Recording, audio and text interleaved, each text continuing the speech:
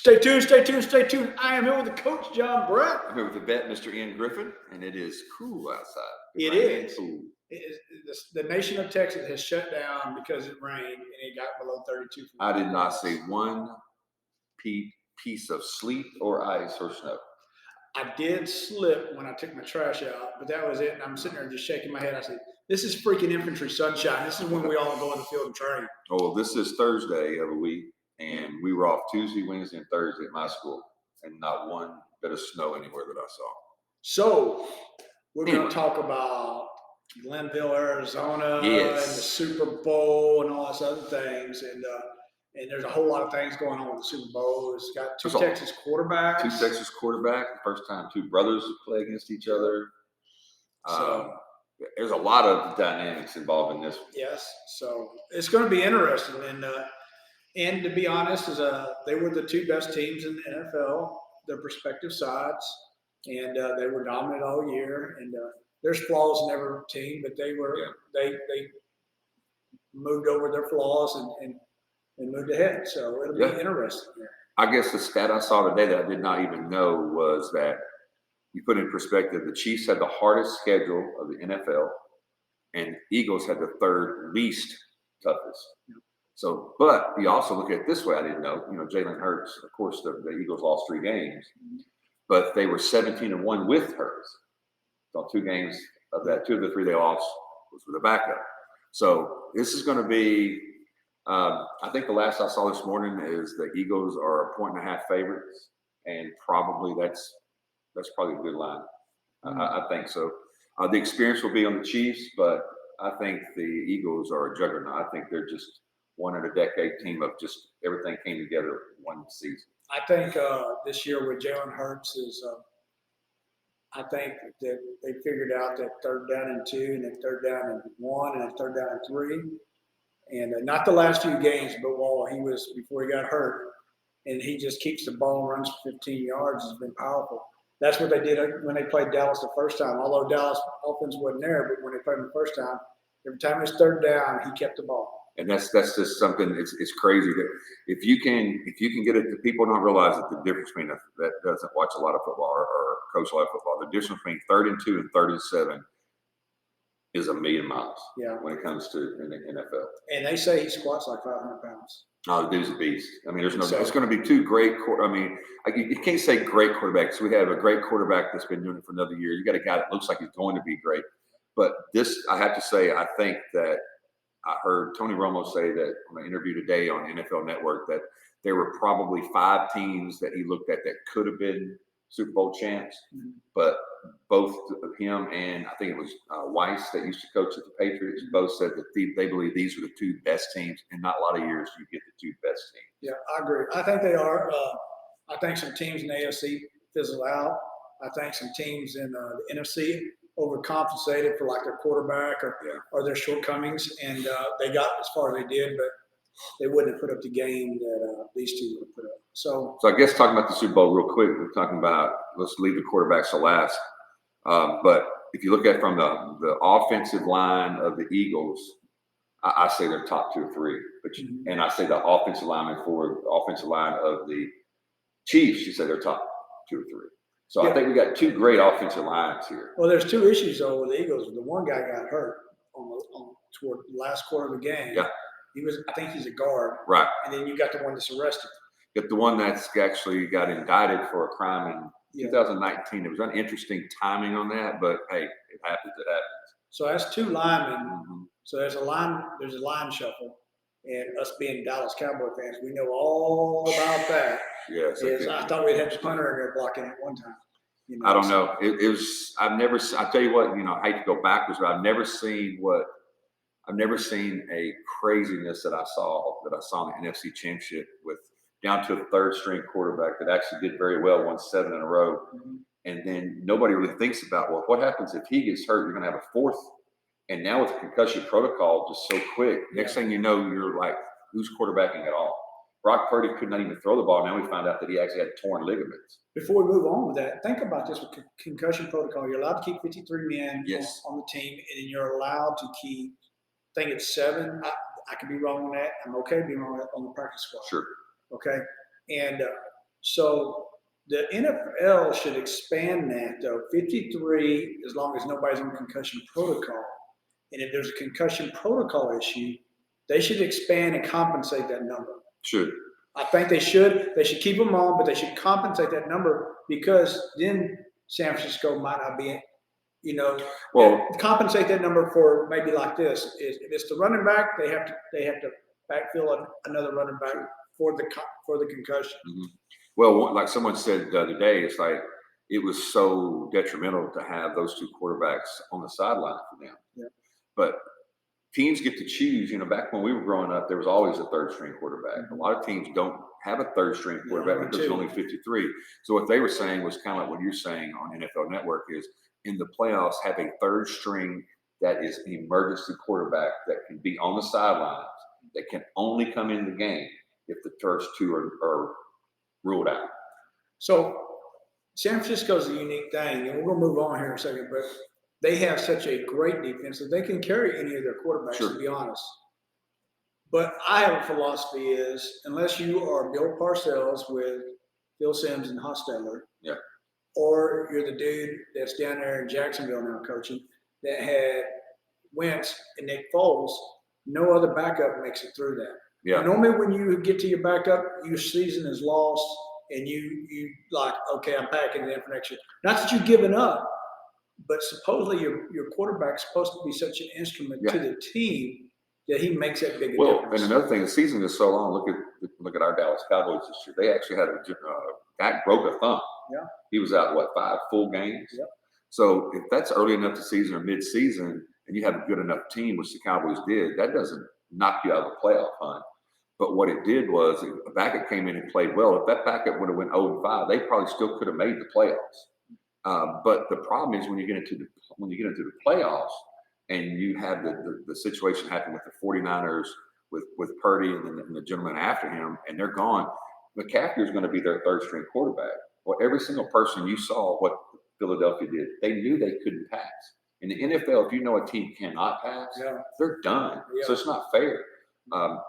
Someone said the other day that the NFL rules change when in playoffs, games, situations come up. We saw what happened with the Bills and the Chiefs 2 years ago, where whoever had the ball last was going to win that game. Yeah.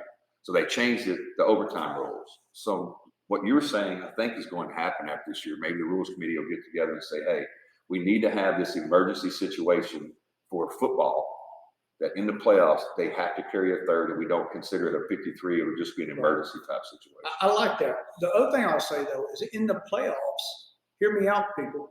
In the playoffs is not the time to go, let's go test the rules that we never practiced for 17 freaking games. Right. They did that to Dallas several years ago when they were in the playoffs, and they had this deal where the extra man in the huddle deal, and they never used it the whole season. And they actually went back and said it was 6 years since they'd thrown a flag on that play.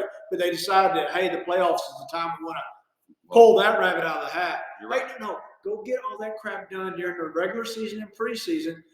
At the time of playoffs, it's supposed to be everybody knows everything. Everybody's on the same sheet of music. So this deal with the kicker deal, they came in, they go, now you can't use a blade of grass. Well, for 17 weeks, it was okay to use a blade of grass, but now all of a sudden, you got your little panties in a wad because you're in the playoffs. Now you want to go, I want to pull a rabbit out of the hat and be the new guy. Come on. I guess they were talking about time constraints, but the situation with the Bills and the Chiefs where, the Chiefs won the toss. They went down the field, scored, game's over. Yep. They said, we're not going to do that anymore. We're going to give the other one a chance. That's only in the playoffs. Yes. So I don't understand, I guess for time constraints, but throughout the season, there's 17, 18 weeks. But to me, you're right. Why just do something in the playoffs if you're not going to do it in the regular season? Well, so a lot of things are for time constraint. Think about this.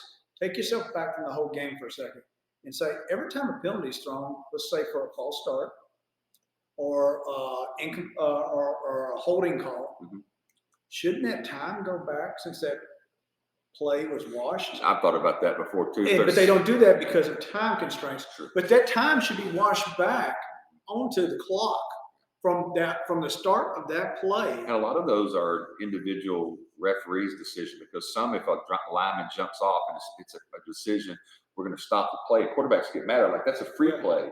It used to always be a free play, but now it's up to the referee to make that decision. Is a quarterback in a in a situation where we feel like he could get hurt. So we stopped the play. Well, one thing I've noticed this season is there are more false starts not called on the left tackle than I've ever seen. He gets a step ahead almost every play now, and they don't call it because it's like he jumps and then they snap right then. Yeah. And, well, last thing I'll say on that is, before we get back to the Super Bowl, is as you've seen further and further, the line used to be like this, the offense line. Now they're more like this. Yeah. These tackles are not on the line. No. Just so they have their foot close to the one other. But if that was a wide receiver, they would call them off the line. Yeah.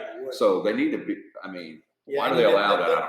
That because they feel they're allowing because they want the scores and they're allowing the offense to have the protected box already set. All right, so offensive line, I think are very similar, very close. I still give the edge to the Eagles, probably on the offensive line. That's just me.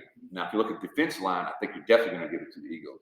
I think Chiefs got a couple of superstars that are on that line, but I think the Eagles line is just devastating. The Chiefs line is situational. Now, sure. Now I will say, I can see his face, the defensive coordinator, Spagnuolo. Spagnuolo. He's a good gambler, man.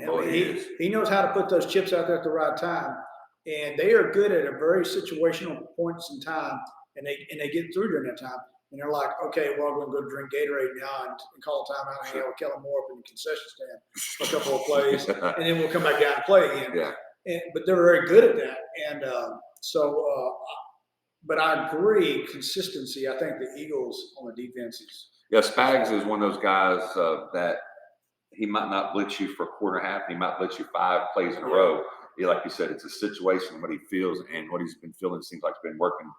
I remember at the beginning of this year, we were talking about the who could make it to the Super Bowl in the NFC and AFC. And you and I had a conversation about probably the best team. This is one of the best times that the Cowboys could possibly win a championship because it was kind of down. That didn't really happen. No. The Eagles and the 49ers were probably the 2 best teams. But in the AFC, there was many people picking the Chiefs to be third in their division because there's no Tyreek Hill. They were bringing new people in on the offensive line. We got all these new receivers, don't know whether they're going to work or not. And, they actually were picked behind the Broncos with the new quarterback and with the Chargers. But what we have seen throughout the year is with the Chiefs is, every game is you're throwing to 10 or 11 receivers. And that's something I don't think that the Eagles have seen yet, where there's somebody can throw around that much to different receivers. They're going to double Kelce. Well, they doubled Kelce the other night, the Bengals did.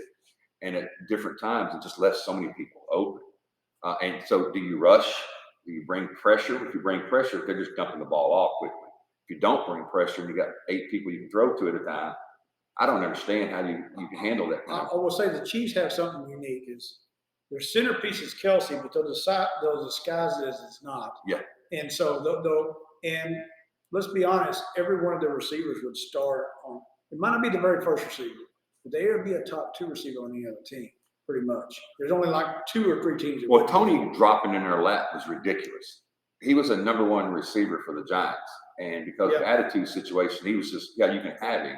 Juju was the number 1 receiver with Steelers. He was the free agent to get last year. So you got those 2 thrown in there with the Kelce situation, and then you got these young guys just coming out of nowhere. And Marquez, in the last part of the season, Marquez, number 11, just jumped up as a he got some speed. Oh my God! And they draft speed. We talked about this on another forum. Is speed can't be coached, but what can be coached is route running, catching the damn ball, and blocking and gaining weight. Yeah. But speed, you're only going to get a little bit off the changing that much, So one thing that Kansas City, if you look back in the days, I forgot what they called the kick returner. Many years ago, they called him like a slot machine or something like that. But they always seem to have drafted speed. Yeah. And one of the things that you do have to be concerned with going into the Super Bowl is Hardman came back after 8 weeks out, hurt his pelvis again in one of those plays. So he was out, Juju was out, and Kadarius Toney were all out by the end of the game. Are they all 3 going to be able to play? And if they play, what is there going to be? Now, people said, well, it didn't matter much in the end, but it would have mattered. It might have made the game a whole lot easier to win. Yeah, because their game was. Those are 3 of them that are right there. That game that with Cincinnati could have went either way. Well, Cincinnati had a chance to win that game. They They should have should've won won, that game. yeah. They should have went down the field, kicked the field goal and won. Yeah, there was a ball But that play. There was some defensive stops by Chris Jones and Frank Clark, on second, third down that made them have to punt the ball. And then when they punted the ball, the bonehead play was they punted in the middle of the field to, like you said, a guy with speed. He goes up to the 50-yard line. You can't coach speed, but speed can change the game. Now let's look at the Eagles.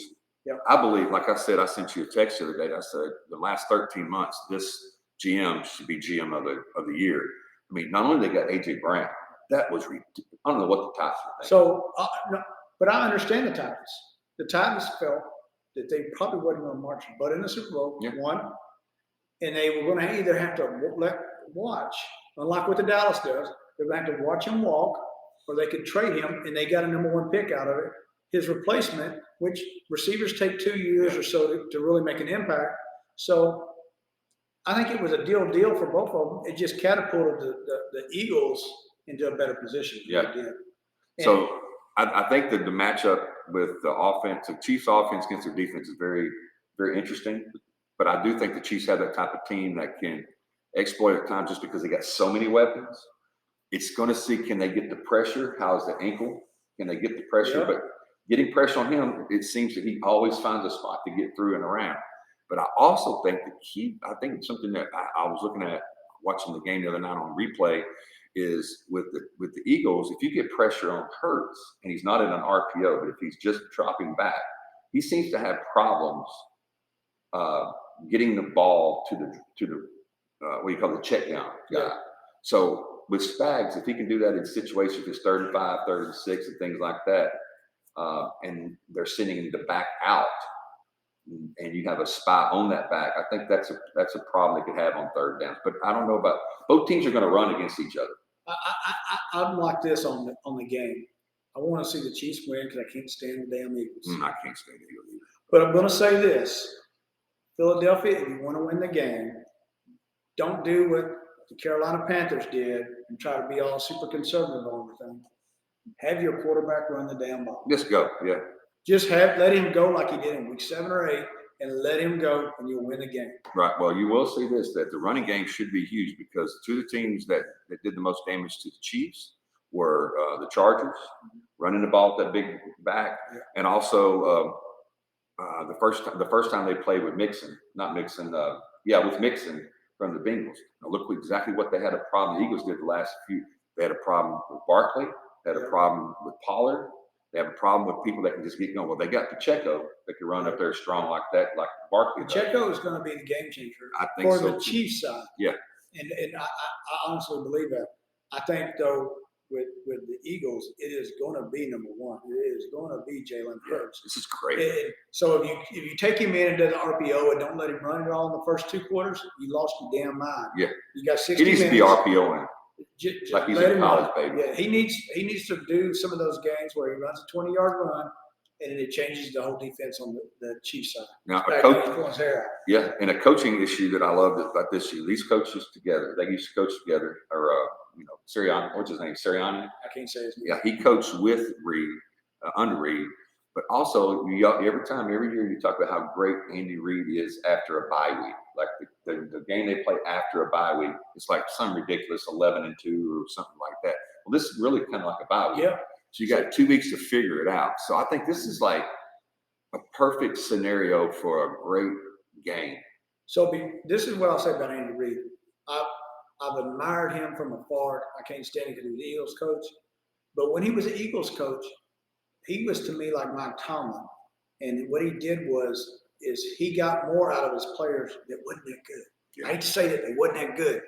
Now he's with the Chiefs where the players are that good, but he knows how to get the best out of them. So yeah, and like listen to the podcast with the Kelsey brothers. I love listening to theirs called New Heights. But they said that what Andy Reid does is he allows them to have fun. And he says, we're all athletes. We've all excelled from, being little kids to junior high to high school. And so we have talent. It's like when you get in the NFL, it's like this super job where everything's serious. He said what he does is he lets us come up with a couple plays each week that we get to come up with, and he picks one of those that he'll put in the game plan. Oh, cool. And in a certain, like you saw that ring around the rose, and you saw that crazy stuff. He said there's always one play that we have come up with that he puts his, okay on, but we've done it. And it's like every week, it's like, what are we going to do this week? What are we going to do? It's like he keeps it fun for the craziness of the NFL. And he said a lot of times what makes it more fun for working for someone like that is he's totally in charge. There's no doubt. He says, you don't. He says between plays for the last 3 or 4 years, him and Mahomes go over to the side and they practice all this stuff you see on TV all the time. They do it when he's doing down the field on his drive. We're on the side trying out all this stuff, and he wants us to do it. He says, "Y'all go do your stuff. Go do your stuff." So when we do it in the game, it's not like we just came up with it. It's like I've run to the right, somebody's been there, and he shifts to the left and throws the ball. And so we have gotten this continuity together, not just because it just happens, because we practice it for 4 years. Yeah. So one thing I will say is this will be a culmination, because there's been a lot of people say that, hey, Jalen Hurts should be the MVP. We're about to find out if he's MVP. I think he probably should be the MVP. And, Mahomes has been the stalwart of always being in that conversation, no matter what, and as he should be. So I think this is an opportunity to cement things for both quarterbacks. Mm-hmm. It can cement things for Jalen Hurts. It could also cement things for Pat Mahomes. Because if the Chiefs lose, there'll be Ian Griffins out there going, hey, is he just a one and done? He just gets in once and that's it, and then he turned into Jim Kelly after that. Yeah, he'll be 1-3 in Super Bowls, but five-time AFC champ, great, but 1-3 in Super Bowl. Or you can look at it as, John Elway. I really think it's going to be this. I really think that Pat will win the MVP of the league. I think that's the way it's going to go, and then it becomes very interesting if the Eagles win. Pretty much the quarterback normally gets it, then Jalen Hurts will get it. So there'll be that conversation. Well, if he wouldn't have been hurt those 2 games, would he have won both of them? But my deal is, when you start talking about the MVP, the most valuable player, Jalen Hurts was hurt, and they did lose, so he should get it. Whereas Mahomes didn't get hurt to the playoffs, and when he did get hurt, to kick him in the gut a little bit, the backup marched down the field. Get it right down. So it's like, we didn't miss him. You know what I'm saying? Now he said, okay, I had enough of you showing out. I'm coming back out there now. Which everybody has a lot of respect for him for that, because he wants to win. Absolutely. But the backup was doing okay. I hate to say that. Yeah. Well, he had 1 drive, 98 yards. But I hey, don't think if they just said, well, Mahomes, you're going to be cleared to play in the Super Bowl if we make it, I don't think anyone would think that they would beat the Cincinnati Bengals with him. Yeah. In that situation. All right. So last part of this is, and we kind of talked a little bit, both these guys are from Texas. Yeah. Channel View's I looked on a map, about 40 miles east of Houston. And we got 2 minutes. Okay. And we got Pat Mahomes from White House, Texas, Smith County, Tyler. 2 African-American quarterbacks starting for the very first time. At the same time, we had Doug Williams back in the day, and of course there have been, but at the same time, and we got the Kelsey brother thing. So there's a lot of things to play here. Like you said, we talked before, we don't want to overstate something. We're not in 1978 anymore. We're in 2023, but it is something that, the ESPNs and people talk about the first time there's 2 African-American quarterbacks there, and we have to applaud that. Real quick, since we do have less than, we have about a minute and a half, go ahead. And what do you think the prediction will be? And what do you think the score will? I think the Eagles will win somewhere around like 35-28. Okay. And I think it'll be a little bit lower scoring game than we think. It seems like anytime there's 2 teams going out, there's always seems a little bit lower scoring. And I'm going to take, for the first time in the playoffs, I'm going to take the Chiefs to win 28-24. And Chiefs will get an interception to close the game out. I think they'll have a chance to come in and score a touchdown at the very end. 28-24 Chiefs. Yeah, I'm rooting for the Chiefs. But anyway, yeah. So we got to get out of here because we are expiring on time. So from the coach to the vet, stay tuned, stay tuned, stay tuned.